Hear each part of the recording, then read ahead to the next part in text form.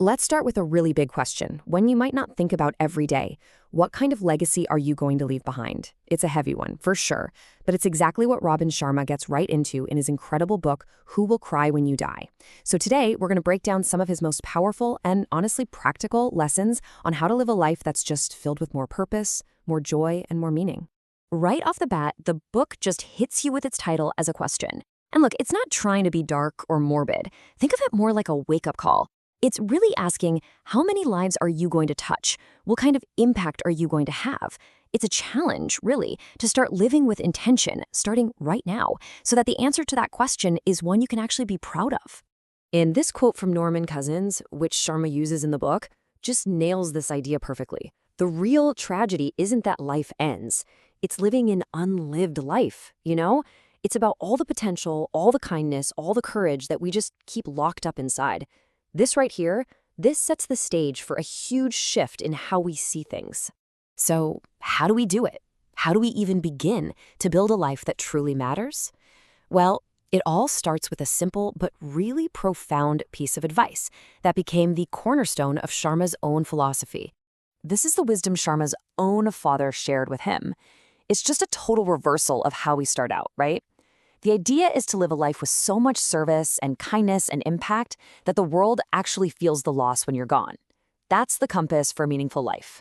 But here's the thing. To really impact the world around you, you've got to master your world within you first. Okay, so mastering our inner world. How do we even do that? It really all starts with perspective.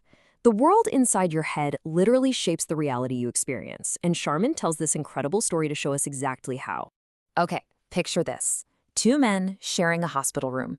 One of them is stuck in bed, can't move at all. The other guy, his bed is right by the window. And every single day, he spends hours describing this amazing, vibrant park outside. He talks about kids playing, couples walking arm in arm, the leaves changing with the seasons. He paints this beautiful picture with his words, and it becomes the absolute highlight of his friend's day. But here's where it takes a turn. As time goes on, the bedridden man's gratitude starts to curdle into envy. He gets bitter, just resenting his friend for getting to have that beautiful view. Then one night, the man by the window has a really bad coughing fit. And then, suddenly, he stops breathing. The bitter man, he does nothing. He just lies there and listens to the silence. The next morning, his friend is gone. The man immediately, eagerly asks the nurse to move him to the window bed. But when he finally props himself up to look outside, he's horrified. There's no park.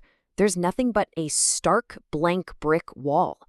His friend had made it all up. He invented that entire beautiful world just to bring him a little bit of joy. The point is so powerful. Our reality is a choice. We can stare at the brick wall, or we can create a park in our minds. Now, to build that kind of positive inner world, Sharma talks about something he calls merciless love. It sounds intense, right? But it's really just another name for self-discipline. It's not about punishing yourself. It's about loving yourself enough to do the hard things that your best self needs you to do. This is what turns good intentions into actual results. And that engine of self-discipline, it's fueled by small, consistent, daily habits. A great life isn't built on some grand, heroic act you do once a year. It's built on the small things we choose to do every single day. So Sharma suggests this amazing morning routine he calls the Platinum 30. The idea is that the first 30 minutes of your day are the most important. Don't just give them away to your phone or your email inbox. Instead, take the first 15 minutes for quiet meditation. Really focus on gratitude. Then spend the next 15 minutes reading something wise. This tiny ritual can set a positive, powerful tone for your entire day. Okay, here's another brilliant habit. Scheduling a worry break. We all worry, right? It's human. But instead of letting those worries hijack your whole day, you quarantine them. You literally set aside a 30-minute block of time each day where you are allowed to deal with all your anxieties. So how does that even work? Well, it's pretty simple. If a worry pops into your head at, say, 10 in the morning, you don't spiral. You just grab a notepad, write it down, and promise yourself you'll give it your full, undivided attention during your worry break later. This one simple trick helps you reclaim so much mental energy and stops anxiety from derailing your focus and your peace. So once we start mastering our inner world and building better daily habits, the next natural step is to turn that focus outward. A truly meaningful life isn't lived in a bubble. It's found in our connection to other people. When the writer Aldous Huxley was on his deathbed, someone asked him what the single most important lesson he learned in his entire life was. His answer was so simple and so profound. He just said, "Let us be kinder to one another." It's just a perfect reminder that at the end of everything, our kindness is what really, truly matters. And kindness doesn't have to be some huge, dramatic act. Not at all. It's found in the small, everyday moments.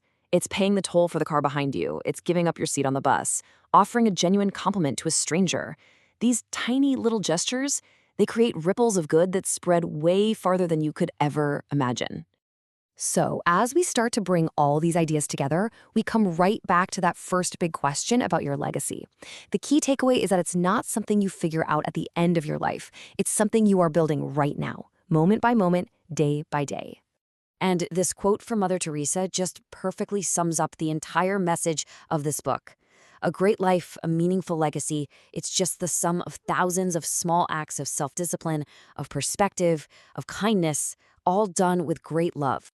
So the real question isn't some big, distant, who will cry when you die. It's something much more immediate, much more actionable. It's this. Based on everything we just talked about, what is one small thing you will do today to start building that life of meaning? Your legacy literally starts with that next choice.